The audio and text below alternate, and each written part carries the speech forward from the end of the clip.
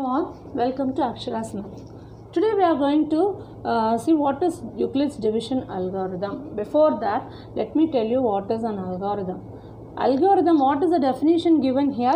It is a series of well-defined steps which gives a procedure for solving a type of problem. Suppose you want to solve a particular problem and you want to know what are the steps required to find that problem. You might have studied this in your computer science algorithm. This word you should have heard in your computer science subject, and so I am going to define certain steps. Okay, whenever you follow that steps correctly, you will just be easily able to solve the problem. I want to go to a particular place, so I will give you the directions. If you follow that particular directions, you will surely go and reach your destination, right? So like that, this algorithm is going to help you by giving certain steps, and that will become as a procedure and it will help you to solve the problem. Okay, before going into Euclid's division algorithm mainly helps you to find out the HCF of two numbers. Okay, supposing there are two numbers A and B, you can find out the HCF of the two numbers. So before going into HCF of the two numbers, we will see what is an HCF. You know what is HCF? HCF means highest common factor. Okay, so when I want to find out the HCF, before that I need to know what is a factor. What is a factor? The number which divides another number is a factor. Like if I have 24, okay, 24 have so many factors. Whatever number divides 24, I call it as a factor. Supposing 1 is dividing 24, so I will call 1 as a factor.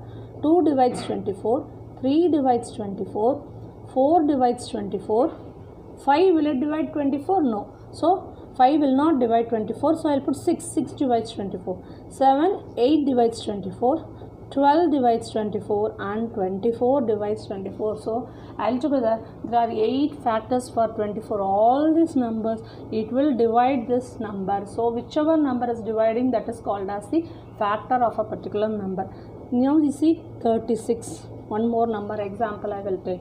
You can tell 1, 2, 3, 4, 6, 9. 8 will not divide 36, but whereas 9 will divide 36, 12, 18 and 36. So these are the numbers which divides 36. Now in your lower classes, you should have found out this highest common factor by taking this common factor. So 1 is a common factor, 2, 3, 4, 6 and 12. All these are the common factors of this number. In this, whichever is the highest common factor, that we call it as HCF. So what is the HCF of this number? We call this as 12 is the HCF of this number. One more method also, you would have studied this. We will use it in our second exercise 24. You will take prime factorization method. Okay, so 2 into 12, 2 into 6, 2 into 3. 36 how we will do? 2 into 18, 2 into 9, 3 into 3. Now you will take 24 is equal to 2 into 2 into 2 into 3. 36 is equal to 2 into 2 into 3 into 3. Do you remember this? Now what is the common factors here? 2 is a common factor. Again this 2 is a common factor. This 3 is a common factor. You multiply this and you get HCF as 12. All these things you have studied in your lower classes. Now these are all very easy when you take simple numbers like this. But when the number is very high, it will be extremely difficult for you to find out the highest common factor. So Euclid has given you a very easy method. By using his Euclid division algorithm, you can easily find out the highest common factor of any given number. 3 numbers if they give also, you can easily find out the highest common factor. So So now we have finished studying what is an HCF and what is a factor. All these things you know clearly, I assume. Now we'll go into Euclid's division algorithm. Now what is Euclid's division algorithm? As I said earlier, it is used to find out the HCF of two numbers. See, supposing there are two numbers A and B in which A is greater than B. Then you have to follow the following steps to find out the HCF of the two numbers. Initially what you have to do, you have to take this A and B. A is greater than B. So you divide A by B and you find out what is the quotient and remainder and write this in this form. A is equal to B cube plus R. In this form you can write. So 0 is less than or equal to R is less than B. You can do like this. Now supposing you see what is the remainder. Suppose R is equal to 0, then you can directly say B, the divisor. Whenever the remainder is 0, the divisor will be the HCF. Okay, you remember that. So B is the HCF of A and B.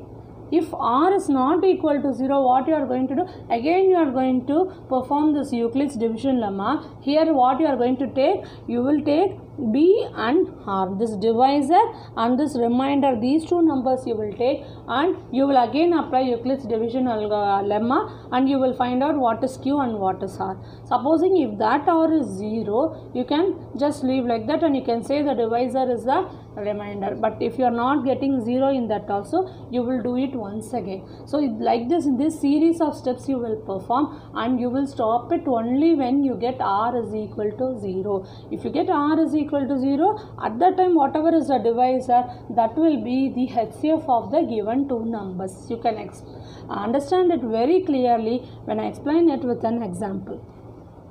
Now we have studied Euclid's division algorithm. I will explain you this Euclid's division algorithm using an example. See, what is the example given here? Using the Euclid's division algorithm, find the HCF of 455 and 42. So first I will write what is Euclid's division lemma. What is Euclid's division lemma? It states that A is equal to B cube plus R, where 0 is less than or equal to R is less than B. This is your Euclid's division lemma.